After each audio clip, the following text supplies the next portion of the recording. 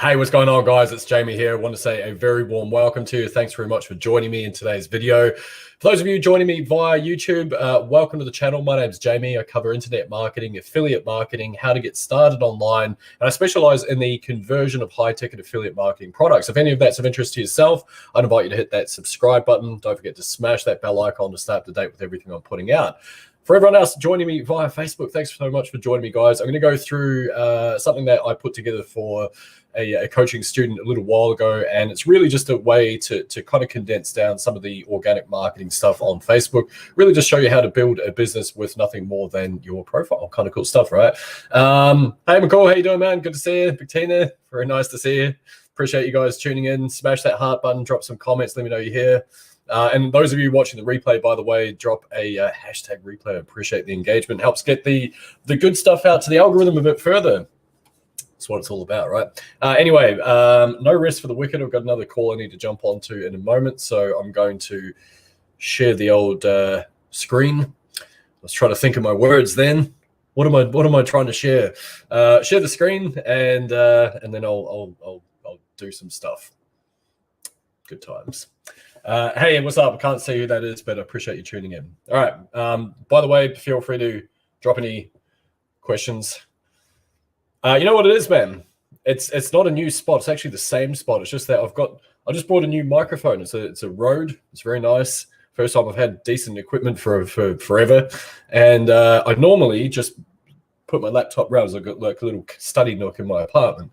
And I thought, I don't want to remove my microphone and all my wiring and all that sort of stuff every time I need to record something. So I'm just going to throw it out there and start recording this way. So this is me, the new me. Got the thing in the background. Anyway, but it makes it seem new though, doesn't it? Pretty cool. Maybe I should aim at getting a green screen behind me. Who knows, right? Anyway, let's get a move on. The day is a wasting. Right, sharing this screen. All right, so like I say, this was something that I went through with someone a little while ago, and I thought realistically, it's probably just a good way for people just to get a bit of an understanding as to how you can turn your Facebook profile into a lead machine.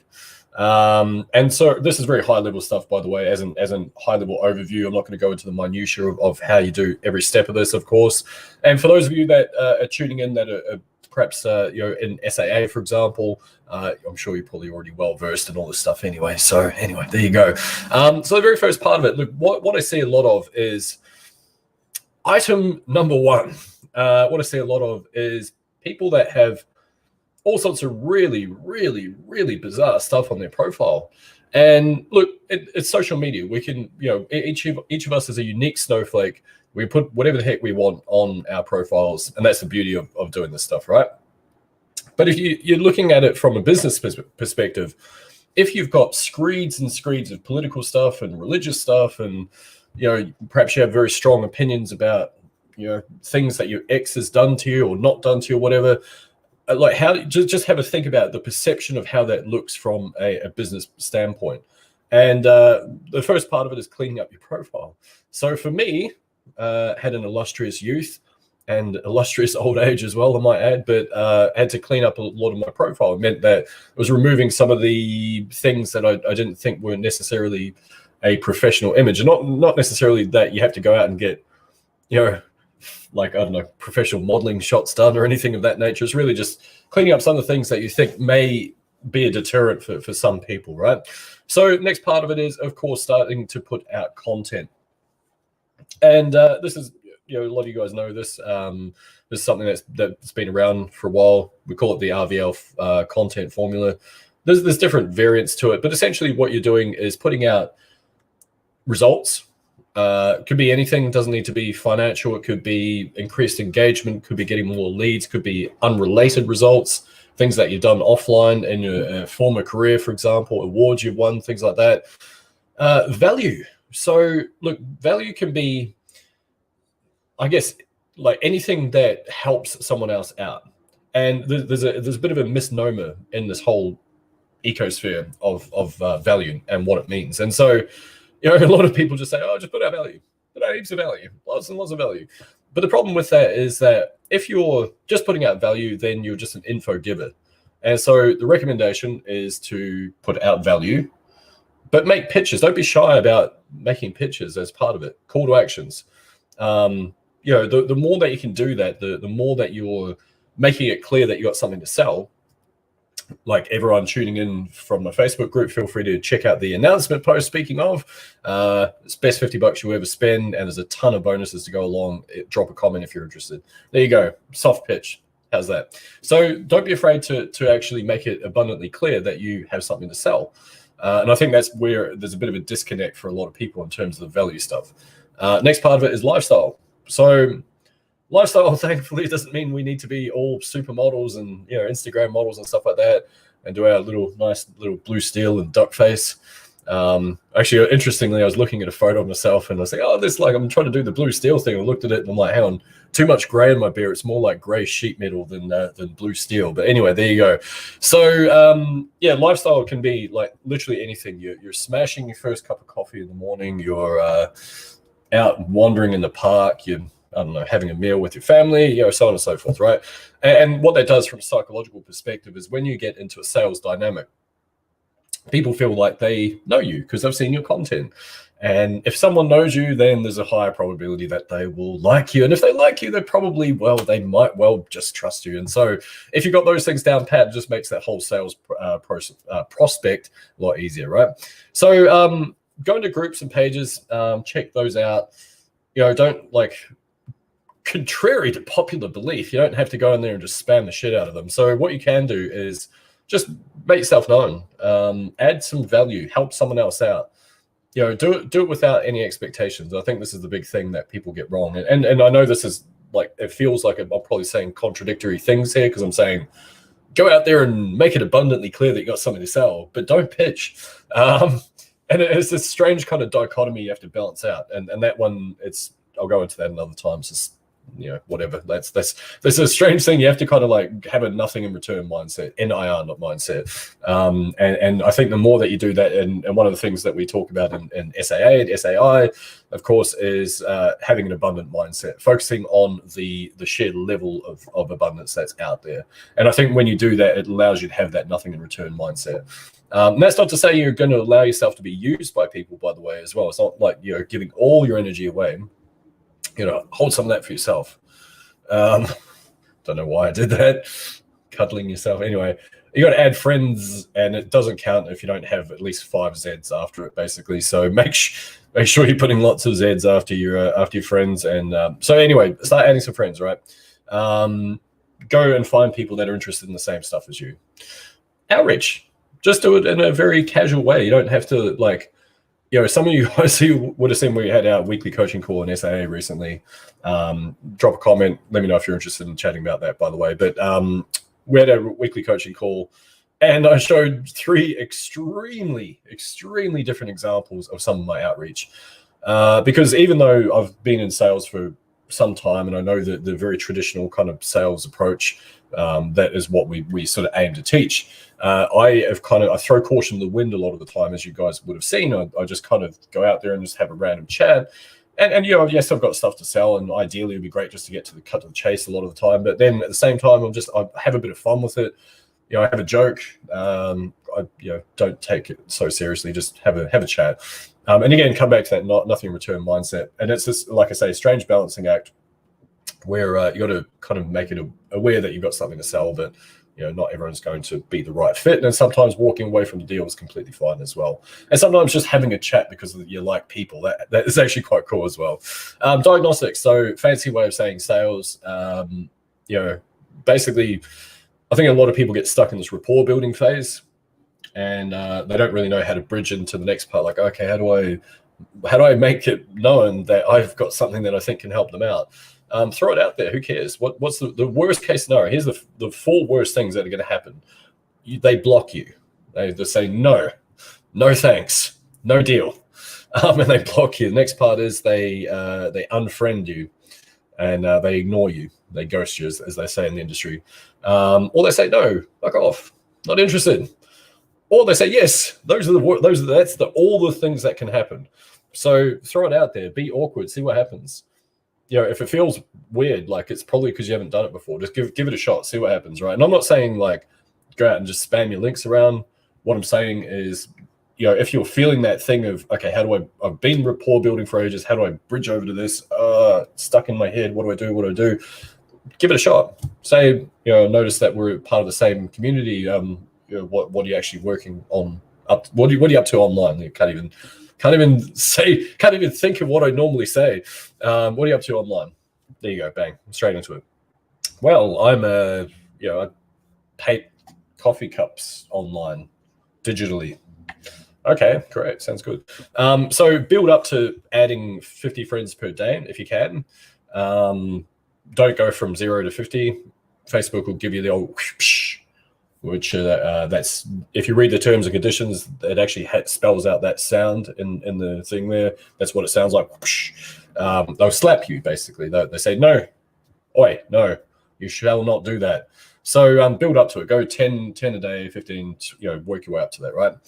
Same with outreach. Look, and let's be honest, we're busy people. Some days you're going to reach out to 10, sometimes you're going to reach out to 30, some days you're going to reach out to 5. Like, just as long as that kind of balances out over the course of a month, the more outreach you can do, the more you can find the person that you can help with your stuff, right?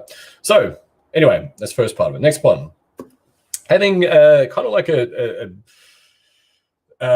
for some reason, my brain has gone blank. I was trying to think of a very witty joke to insert in there, but nothing comes up. Sheesh. Anyway, so basically, daily method of operation. let's just be straight today, Jamie.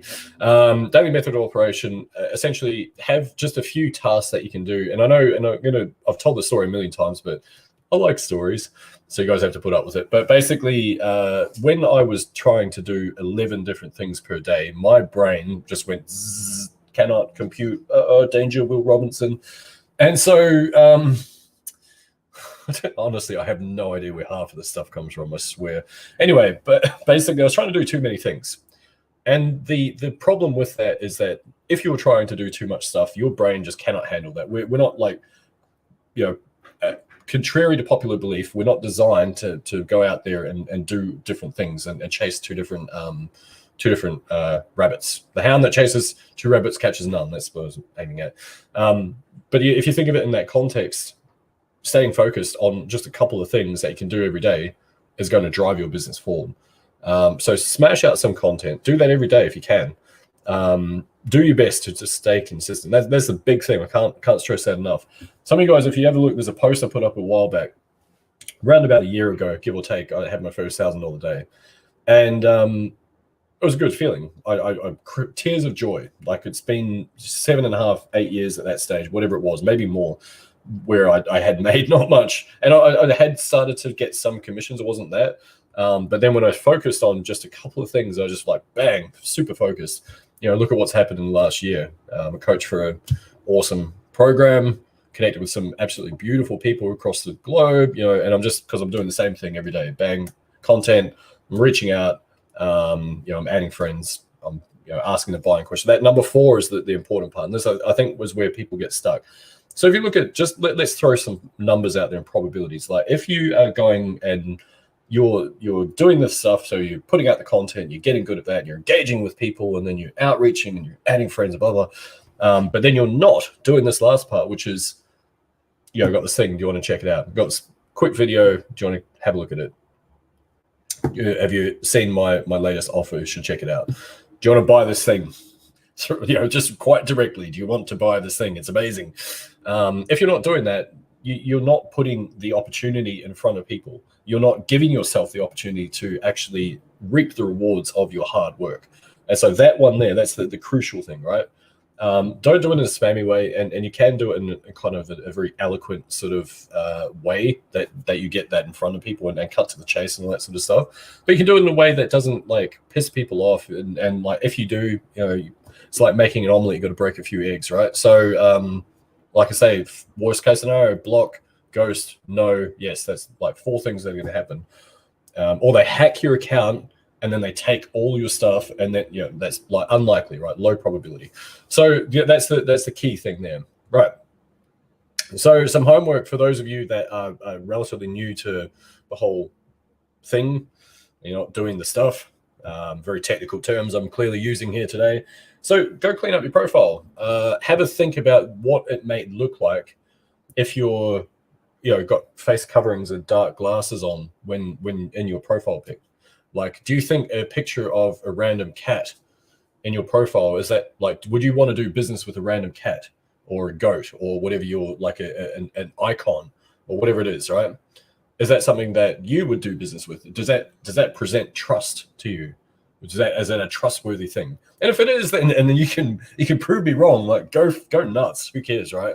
So clean up your profile. Maybe get rid of all the if you had a crazy youth, and you have some photos that you might not want to appear anymore, just consider the ramifications of leaving those up. That's all. I'll leave that at that. Add some lifestyle pics as well. Like, people love people, and you look at like all the big engagement posts. They're either very short or they're like a people post. There you go. Also, have a think about your customer avatar. So you may not know who this is if you haven't started making sales yet. You might not have a clear idea, but you will also have a clear idea in your mind about who you can relate to, what traits they might need in order for you to want to work with them. And remember, it's not the other way around. Like, this is the beauty of this whole thing is attraction marketing isn't based on, that whole desperate thing of, like, you're just going to get everyone and everyone's going to be my person. I'm going to work with everyone. It's not. It's the opposite. You're looking at who you can help, who you can serve, and drawing those people to through your content. And it's an evolving beast. You get better at it. You polarize your audience. You piss people off. You pull towards you the people you want to work with. All that sort of stuff. You learn all these things as you go along. But having an idea of like their demographics and their psychographics, just you don't need to go into the nth degree with this stuff.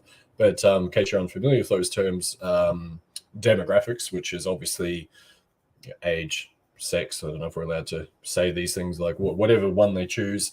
Age, sex, location, things like that is demographics. Psychographics is their behavior. So things like shopping behavior. Are they like, do they have I guess a shopping preference online, for example, or do they have like a behavioral pattern, things like that you can like relate to, things like that. Just have an idea of it. And of course, what you'll find a lot of affiliates do is just, hey, I've got this link. It's great. You should check it out. It's amazing. Here's my thing. Well, great. Click on this link. Please click on the link. Please. I hope you click on the link. Yes. And that's not really marketing because you're not differentiating yourself from every other marketer out there. So the suggestion is, I learned this from my friend and mentor, Jack Harris, was to basically, first and foremost, unpack the offer, elevate the perception of value from that offer. And something that I mentioned as part of the SAI presentations that I'm doing at the moment, that we're doing at the moment, I should say, is I tell people that it can be dynamic, right? So the way that you present something to someone like myself, who's been around for a little while, might be completely different than someone who is brand new to affiliate marketing. And if you're able to do that and you present it in very slightly different ways, and you're unpacking the value in terms of the benefits someone might get from being part of that particular program, you're adding bonuses. I have gone well away from my former self, something that I sort of learned after years of doing it, which is, I guess I used to just add as many bonuses as I possibly could. And, many, you're going to get millions of dollars worth of bonuses, a tremendous amount of bonuses from being part of this. And so the problem with that, though, is that there's a disconnect. Two things happen. One is you devalue the actual product itself. You devalue the perception of value of it if you're like having to add a ton of bonuses. The second thing is that it devalues the trust factor on yourself, lowers that massively, right? So you want to elevate the trust factor because you're not trying to just get any old sale, right? That's where things are a little bit different here. And so the recommendation is just to have 3 to 5 core bonuses that really align with the underlying product that actually help someone else out. Could be, don't overthink it. Like some of you guys might have seen some of the stuff I've put together, like lead magnet wise, and it's just done on a Google Doc. I'll chuck that into a PDF. You don't need to worry about logos or like how it looks, super fancy. If the information is there and it helps someone, bang, done, nice and easy. And that could be like recording a screen, could be, whatever you want, right? Like, but don't sort of overthink that. And it evolves over time. It becomes better. You add more to it. You start getting a library together, things like that, right? And support. So support is quite vital because people from a psychological buying trigger perspective, they want to feel secure in their buying decision.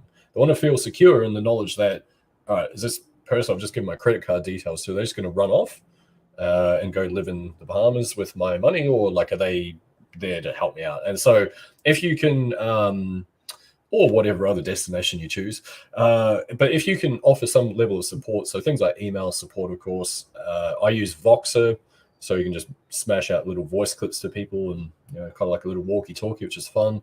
And also, and the reason why I use that as well is that it's a differentiator from Facebook. So it means that you can actually remove people from that platform as well. It means that it has a slightly different perception. Chat access, obviously, for Facebook, groups, one-on-ones, and it doesn't matter. Like, if you're thinking, well, I'm brand new, why I don't feel qualified to give coaching. Completely fine, by the way. That's absolutely fine. What people need is just their hand held a little bit. And so if you're a few steps ahead, I'm not suggesting that you pretend like you're the guru or the expert or whatever. But if you're a few steps ahead, and you can go through the journey together, that's what people kind of need, right? So anyway, hopefully that helps you guys out. This is something that I did for a student of mine a little while back, and thought you guys might get some benefit out of it. So any questions? Thanks, man.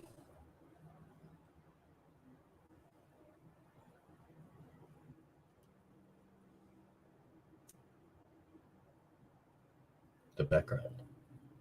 I'm going to get a green screen. Thanks, Edward. Great topics here. Appreciate that, man. Thank you. Fred, how you doing, man? Good to see you. Sean, embrace the ghosts. What? It actually works to send and I learned this from Andrew.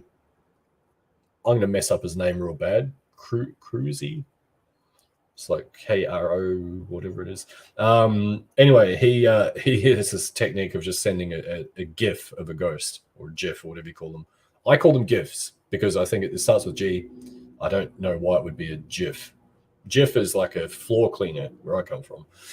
Anyway, here I'm like debating with myself here. This is interesting. So you can send them just like literally like send them a ghost GIF, whatever.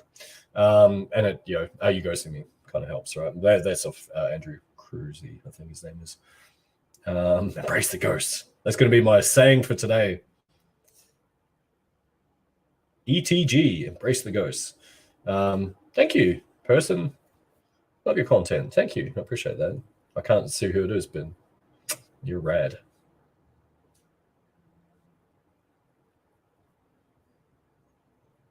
Does anyone have any, what do you call those things? Questions on that topic at all? Otherwise, forever hold your peace.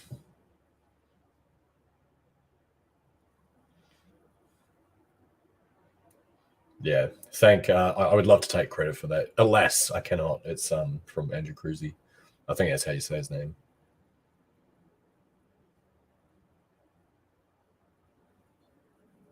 All right, I might bounce, folks. Anyway, another call to rush to in a moment anyway. Hopefully you guys got some value from this. If you're interested in learning more about what we're up to in SAI or SAA, feel free to click the old links below if you're on YouTube. Otherwise, feel free to reach out to me. Happy to have a chat, see if it's the right pathway for you. By the way, at the time of recording, you have 9 days to save. It's going up. Currently sitting at 2K. It's going to go up to 2.5K. Conversely, SAI, $50 at the moment, going up to $100 in about 72 hours, give or take. Jump on it. I've got some big bonuses up there. Check it out. Anyway, hopefully you guys got some value from this. Appreciate your time. Catch you in the next one. Cheers.